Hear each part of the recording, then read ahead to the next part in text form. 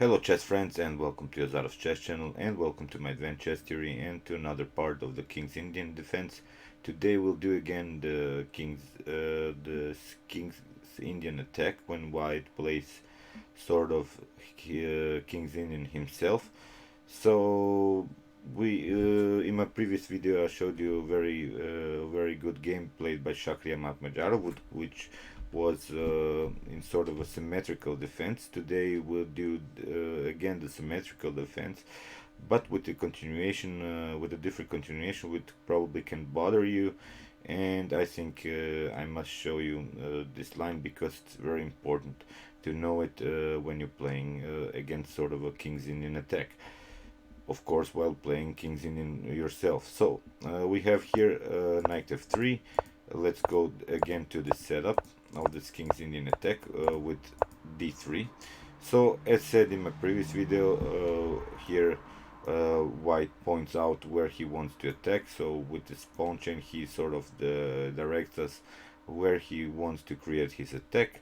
So we go opposite side attack. So that's the main idea while playing against the King's Indian. We go this sort of opposite side attack, and we have this sort of pawn chain here, which of course directs us where to attack.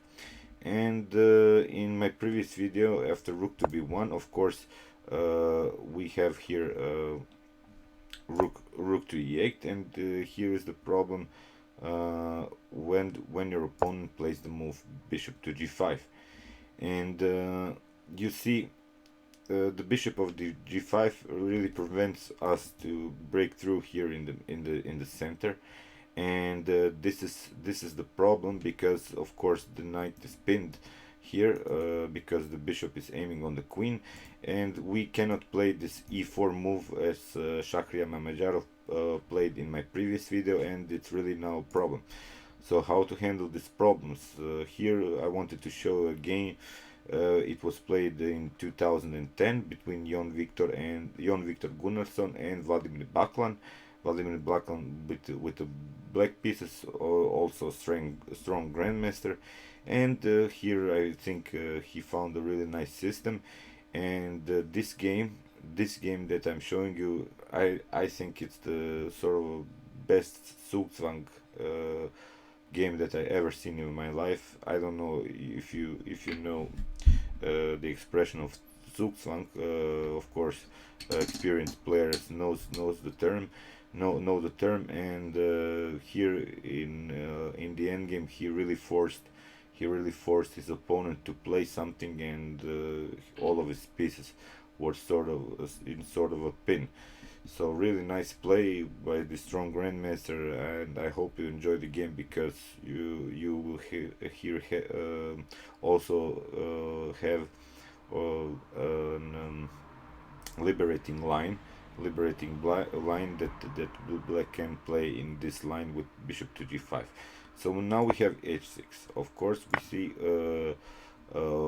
White takes out this knight on f6, because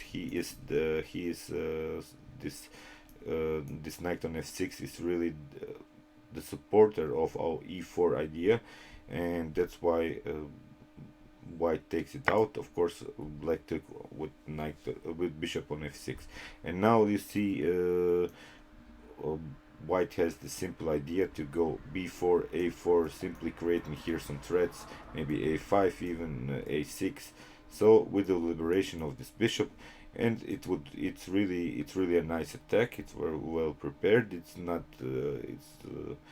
nothing special so far, but I think it's a dangerous attack, and if you don't react correctly, you can be in sort of trouble. So here we have after b4 bishop to g7, and this is a good move, because I've told you our pawns are showing us the direction of our attack. So maybe an f5 possibility can come here, and then with our e4 idea. So basically now after b5, of course black has to react, but you see, if you play now this move knight on b4, your opponent will take, you will take, and now you have, it's, well, it's sort of a fixed position. Now basically white can only move his pawns here. This pawn, although it's space advantage and he equalized the position, it's really hard now to bring the bishop into the game, because white, all he has to do here is create maybe sort of a blocking system on the king side, and he has again the idea just to opening this diagonal for the bishop. So it's also really hard to get rid of this knight on d5, because c6, after c6, b takes c6, you are really weakening now your c6 square, and with this diagonal opened, it's really hard for you to defend here. So you see your bishop is blocked out again by your opponent, and I'm telling this stuff very often because I want you to understand the problems when you don't play with your bishops very well, because of course bishop can be a deadly weapon if you use it correctly, and here I don't think it will be fine. So after b5 we have now knight to e7, simply supporting. We have again this sort of King's Indian attacking idea, but by playing f5, maybe g5, knight on g6, and f4, or simple idea. But the problem in this setup here is, you see, white hasn't played the move e4, so basically he hasn't weakened here the squares around the king side. So he has sort of here with this f2 and e2 flexible position, and he has good defenders in sort of an assault by black in our standard attack while playing f5. So even with e3 he can create also a blocking system. So it's not the same as in our orthodox style when your opponent played e4, and then we had f4, and this knight had to go somewhere, maybe knight on e1 and such ideas. So I want you to understand it's not a similar attack as the orthodox attack that we had in my first videos that I've shown from the King's Indian. And basically you see white is faster on the attack. He has already one pawn on our side of the board, and it's a problem. So here after knight on d2, here Vladimir Baklan finds this liberating maneuver, and it's the move of e4. And you see three pieces can take this pawn, but none of them is allowed to take it, because you see, of course, if the bishop takes, let's see, if the bishop takes, we simply take out the knight. If the knight takes here, we have f5, so the knight cannot go anywhere. So you see it has to move back to c3, or maybe taking d6, but this would be a losing game.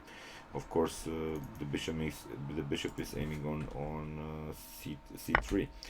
Of course if the other knight takes, then we have again f5, and of course the knight has to go somewhere, and even d6. Of course if it goes to d2, we can again take on c3. So knowing this, white plays queen to c2, and here we are now faster on the attack, and this is fine, this is really good, although it seems you simply give up a pawn. But after this move e3, you have a clear line, you have a clear idea how to attack. Now we created, after f takes e3, we created this simple weakness here of e3, and you see now without having a dark square bishop, now white has dark square problems, because he has many these two knights on the dark squares, and now this e3 is a weakness which has till now covered the attack on the king. So e3 is a weakness, and that's why Baklan Vladimir plays knight on f5, simply attacking now this e3 with a simple idea to fork the rook and the queen, and here came knight on d1.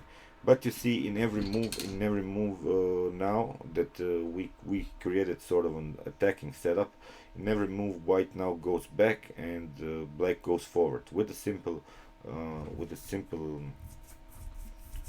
pawn sacrifice. But it's not really a pawn sacrifice, because of course Vladimir Baklan has calculated that, and he has now a better position. I hope you see now the dark square problems that white has around his king, and now came knight on e4. We have queen to e7, simply developing. Now maybe bishop to f5 can come, and maybe some ideas getting the rook out of this diagonal from the bishop, and then we can play something like b6, and then this deadly bishop would simply aiming into nothing. So we have here now rook to f3. Of course now black took on f3, bishop takes on f3, and now we have a6. Now we simply want to break now this very good pawn structure here. It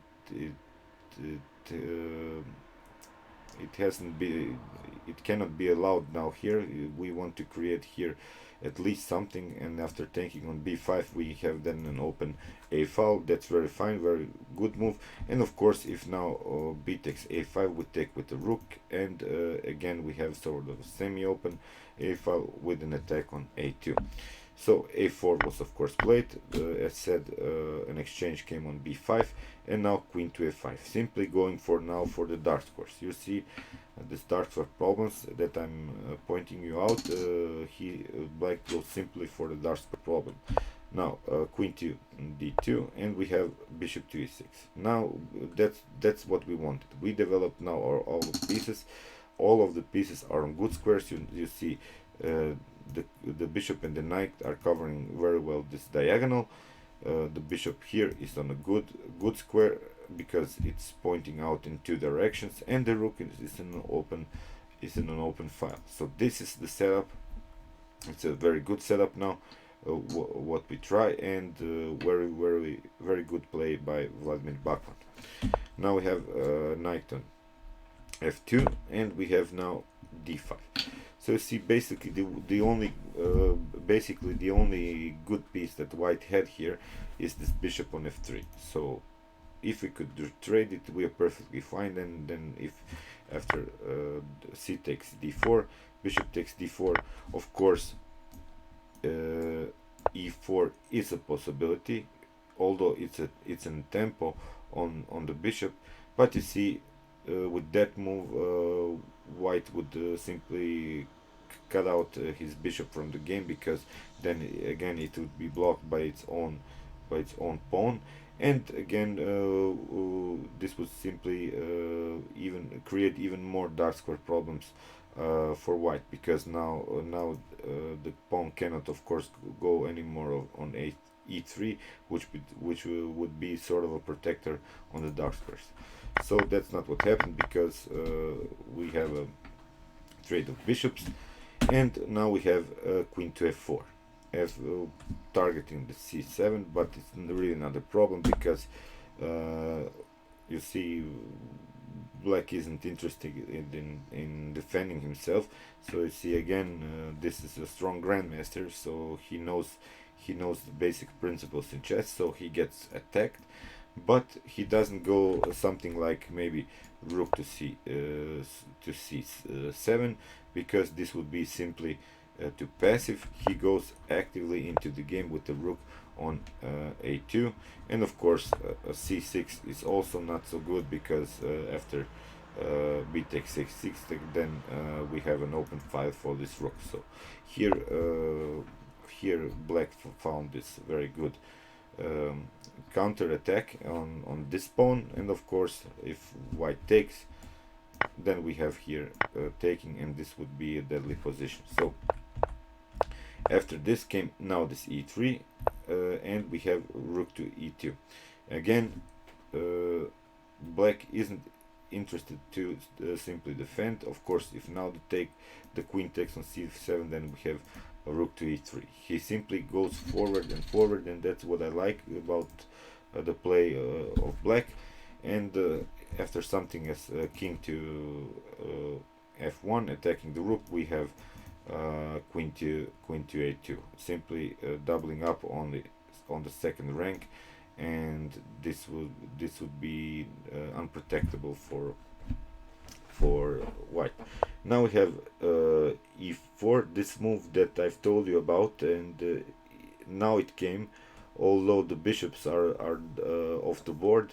Now with this e4, white simply weakened his dark squares, and he should have probably played on maybe on sort of a blockade here to block out the bishop from the game, but he made this mistake of e4, and you see now the square for this bishop.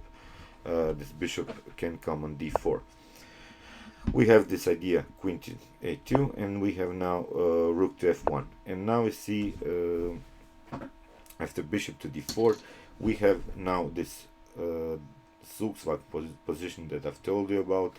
Now after king to g2, queen to b2 can come, and after h4 black played h5, and here is actually where white resigned in this game. And you see now none of this piece can move. The knight cannot move, the rook cannot move, and the queen cannot move out of the defense of this knight here on f2. So none of these pieces can move, and of course if the king leaves the defense of this knight, again the knight will be taken. So we have now 4 pieces here, and this is a great Zugzwang position that was forced by black. All of these pieces cannot play, and you should know how to continue. And here's where white resigned. He realized the position that he's in, and it was really undefendable. So let's see continuation. After maybe queen f2 f3, we have king to g7. Maybe again queen to f4. We have simply taking. So if now the king goes, if now the king comes on c7, we have again we can take even the pawn on d3. Now the queen can has to come again into the defense of this knight, and then we have queen to c2, and after queen to f3 we can simply push forward this pawn, and this would be a continuation, of course, if white wants to get out of this nasty pins. But then we have again bishop to d4, and after maybe queen to d3 we can simply take. So of course if the knight leaves the defense, maybe something like here, then we have in this position, if the knight of course leaves, then we have here even checkmate. So this is the position, this is the Zugzwang position. So this Zugzwang means that we force our opponent to do a move.